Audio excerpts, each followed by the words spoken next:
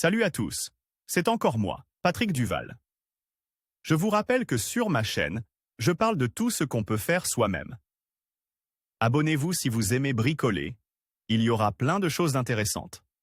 Et maintenant, passons directement au sujet de cette vidéo. Dans diverses situations, il est nécessaire de puiser une grande quantité d'eau dans des réservoirs.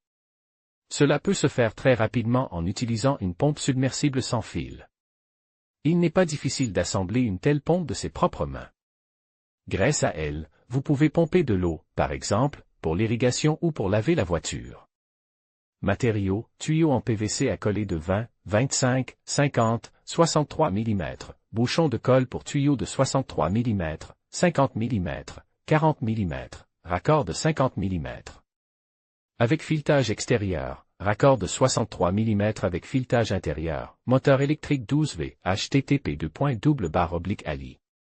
Pub 3 Srizi Pressetoup sur la station de pompage sous l'arbre du moteur. Le processus de fabrication de la pompe. Le plus difficile et le plus minutieux est la fabrication de la roue. Pour cela, il faut faire un repérage sur le fond du bouchon pour un tuyau de 50 mm. Il est divisé en 8 secteurs, sur lesquels le circulaire dessine des arcs de cercle pour les pales. Le fond doit être découpe et les bords doivent être affûtés. Les segments sont collés selon les repères. Ces derniers sont scis dans une section de tuyau de 63 mm et d'une longueur de 10 mm. Le bouchon de 40 mm doit être percé pour réaliser le support du moteur électrique. Un trou est fait au centre pour son arbre et 2 pour les vis de fixation. Le bouchon est ensuite collé à l'intérieur du raccord.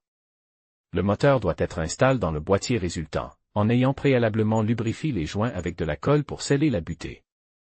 Sur son arbre, il est nécessaire de placer un pressetoup pour la station de pompage afin d'éviter précisément les fuites. Pour ce faire, une rondelle en PVC et une bague en tube fin doivent être collées sur le bouchon en colle. Le pressetoup doit s'y emboîter hermétiquement. Ensuite, la roue est déjà montée et pressée sur le dessus. Dans le raccord de 63 mm, il est nécessaire de percer un trou latéral en billet et d'y coller un tube de 20 mm, d'où l'eau sera ensuite évacuée. Du côté de la colle, le raccord doit être bouche. À cet effet, un tronçon de tuyau est collé avec un bouchon, dans lequel une perforation est pratiquée pour l'aspiration de l'eau. Cette construction permet d'éviter que la roue n'accroche des débris. Les raccords sont torsades ensemble. Du côté du moteur, il est également nécessaire de coller une section de tuyau avec un bouchon, mais préperce pour l'entrée du fil. Vers les contacts du moteur.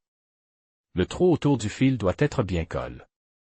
La pompe est immergée dans l'eau.